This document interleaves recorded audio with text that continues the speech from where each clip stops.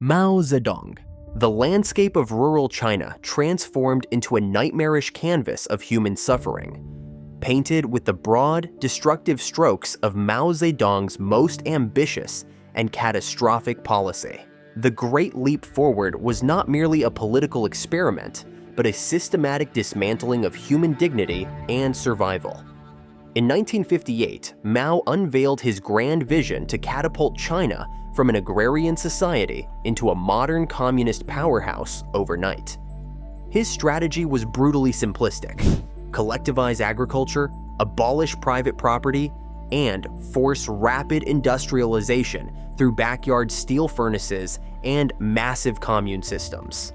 Farmers were torn from their ancestral lands, their traditional ways of life obliterated by an ideology that valued political rhetoric over human life.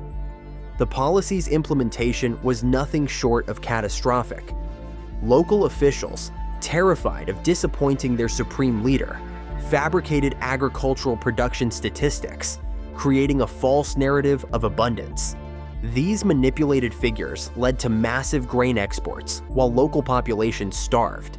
Entire villages became ghost towns, with fields left untended as workers were forced to produce steel in primitive, inefficient furnaces. The human cost was beyond comprehension. Between 20 and 45 million people perished, a number so large it defies imagination. Survivors resorted to desperate measures to stay alive, with some communities driven to the unthinkable act of cannibalism. Children wandered roads as orphans, their parents victims of starvation, forced labor, or state-sanctioned violence.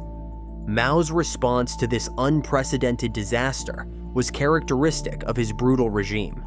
Instead of accepting responsibility, he blamed local officials and continued to tighten his grip on power. The Great Leap Forward wasn't just a policy failure, it was a systematic destruction of human life, leaving an indelible scar on China's collective memory. Joseph Stalin. In the vast, cold expanses of the Soviet Union, Joseph Stalin crafted a regime of terror that would become the benchmark for totalitarian oppression. The Great Purge was not merely a political campaign, but a calculated destruction of human potential, targeting anyone perceived as a threat to Stalin's absolute power. Stalin's paranoia knew no bounds. Party officials, military leaders, intellectuals, and ordinary citizens were swept into a maelstrom of accusation and terror. The machinery of oppression was ruthlessly efficient. Show trials where once loyal party members were denounced as traitors, confessions extracted through brutal torture, and swift executions that became a routine part of Soviet life. At least 700,000 people were summarily executed, their lives reduced to statistical footnotes in a grand political narrative. Millions more were deported to the Gulag, a vast network of forced labor camps scattered across Siberia's unforgiving landscape. These camps were more than prisons.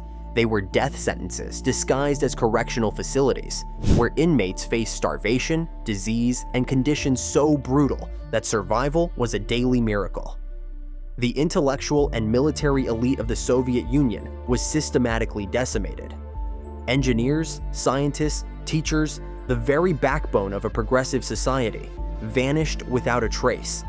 Entire families were destroyed, their histories erased, their potential snuffed out by a regime that valued absolute control over human life. Stalin's paranoia had strategic consequences beyond individual suffering. The Red Army, gutted of its most experienced leadership, was left critically weakened, a vulnerability that would become painfully apparent during the Nazi invasion in World War II. Fear became the primary language of Soviet society, silencing dissent for generations. Pol Pot and the Khmer Rouge. The landscape of Cambodia transformed into a nightmarish realm of ideological madness under the Khmer Rouge, with Pol Pot emerging as the architect of one of the most horrifying social experiments in modern history. His vision of a radical agrarian utopia was not a political strategy, but a systematic deconstruction of human civilization, targeting every fundamental aspect of societal existence. When the Khmer Rouge seized Phnom Penh in April 1975, they unleashed a revolution that would redefine the boundaries of human cruelty. Urban populations were forcibly uprooted, transformed into a massive, traumatized workforce. Entire cities were emptied within days.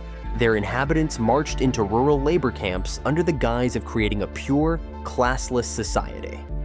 Professionals, intellectuals, and anyone associated with urban life became instant targets. Their education, skills, and very existence branded as counter-revolutionary.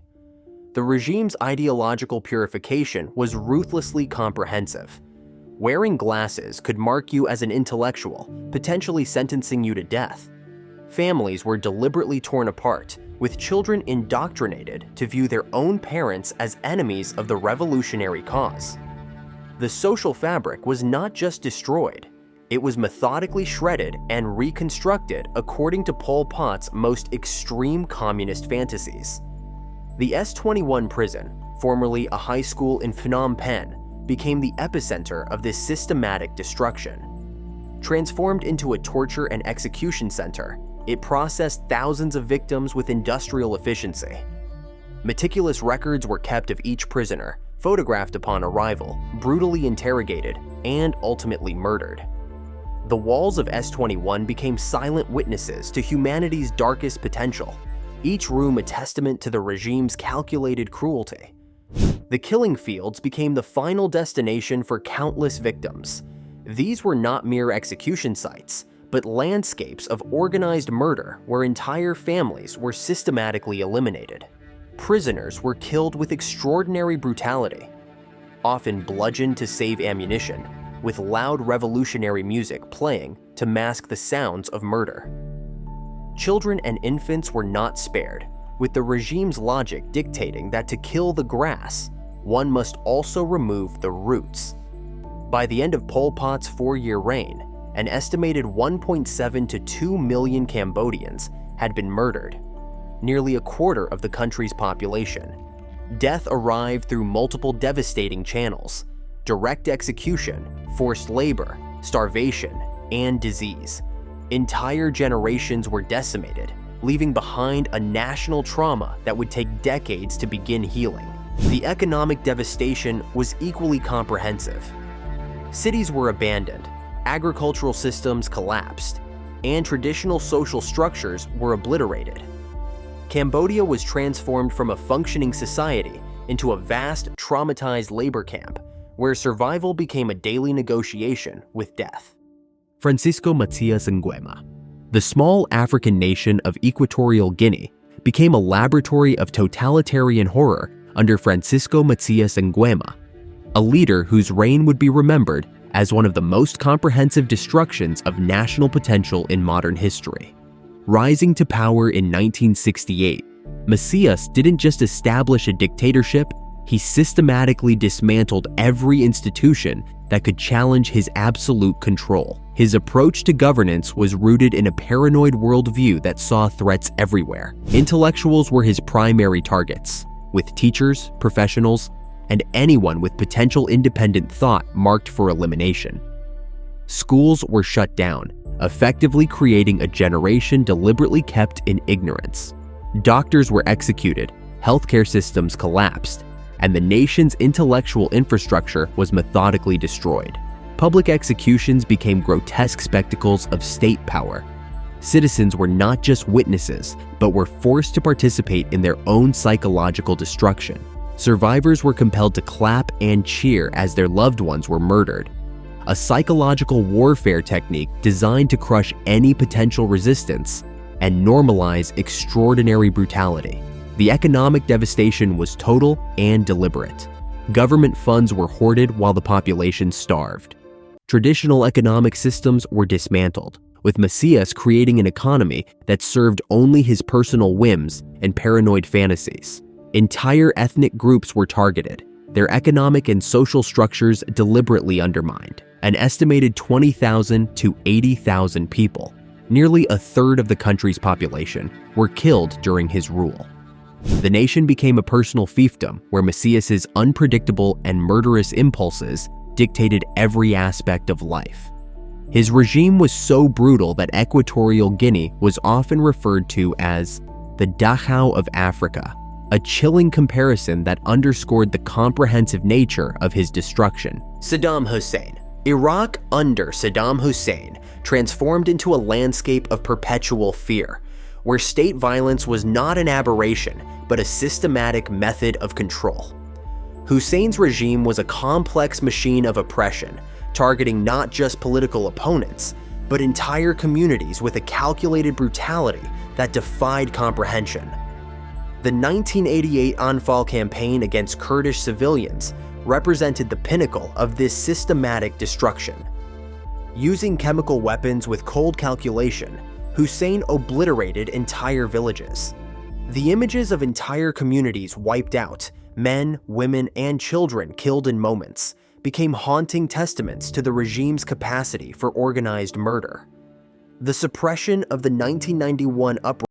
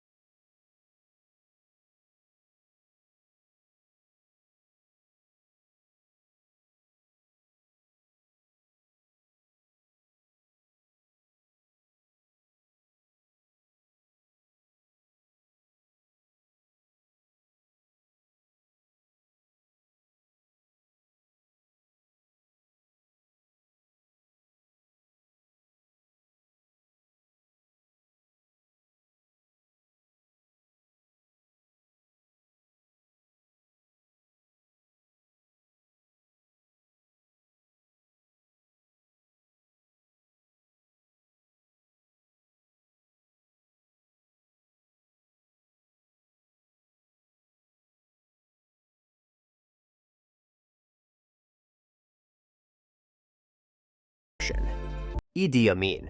Uganda under Idi Amin became a case study in systematic national destruction. Known as the Butcher of Uganda, Amin's regime was characterized by a level of brutality that seemed to transcend political ideology, becoming a personal expression of absolute power.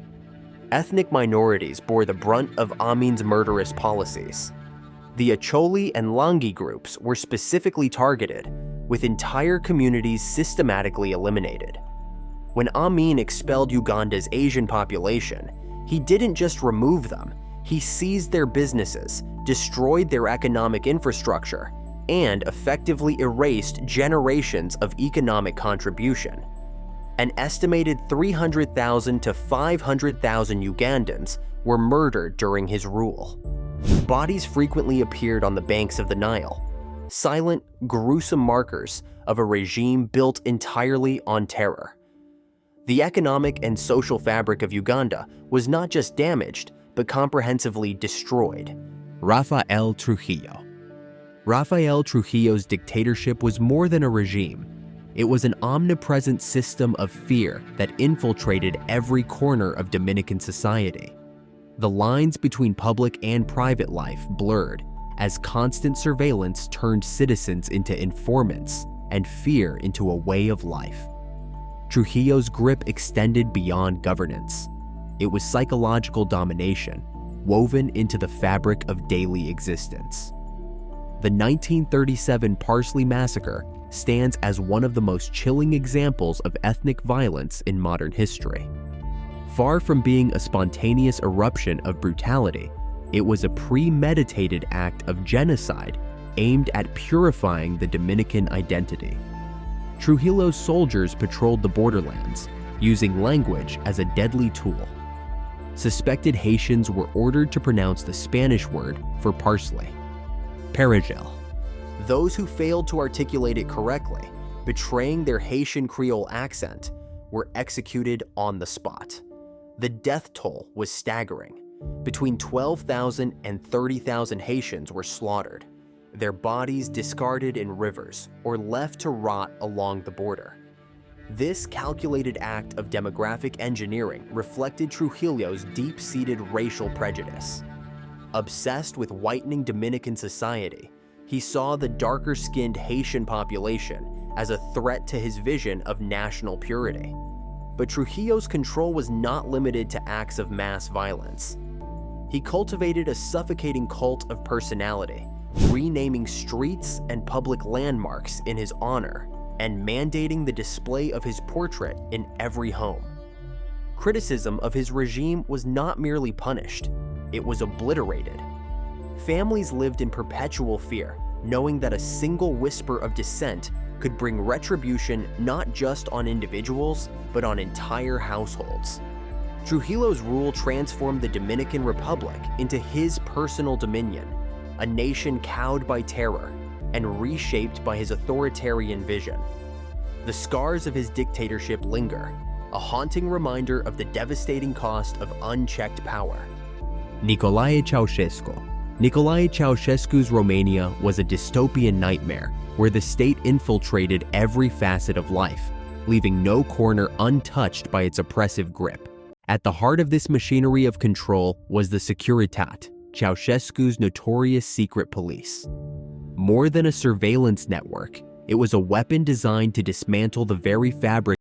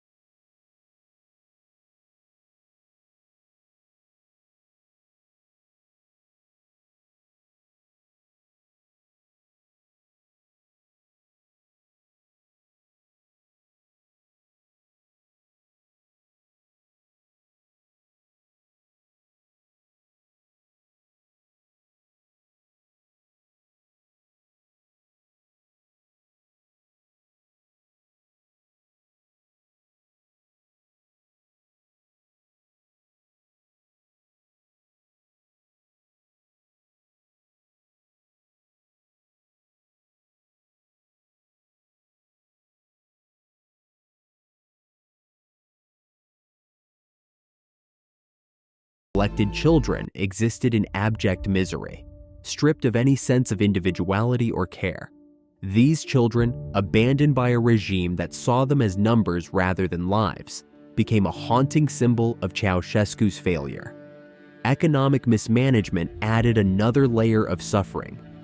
To pay off foreign debts, Ceaușescu imposed draconian austerity measures.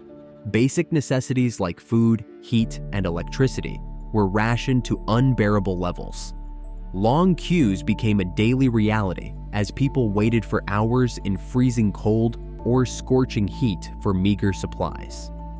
Survival was a struggle, and human dignity was routinely sacrificed on the altar of Ceaușescu's ambitions. The Romanian Revolution of December 1989 was the culmination of decades of simmering anger and despair. When Ceaușescu and his wife, Elena, were captured, hastily tried, and executed on Christmas Day, it marked more than the end of a dictatorship. It was the collapse of an oppressive system that had drained the soul of a nation. The live broadcast of their execution served as a visceral moment of collective release. For the Romanian people, it was not just justice. It was the exorcism of a regime that had robbed them of freedom, dignity, and hope for far too long. Thank you for watching. If you enjoyed this deep dive into history's most devastating leaders, don't forget to like, subscribe, and leave a comment with your thoughts or suggestions for future topics.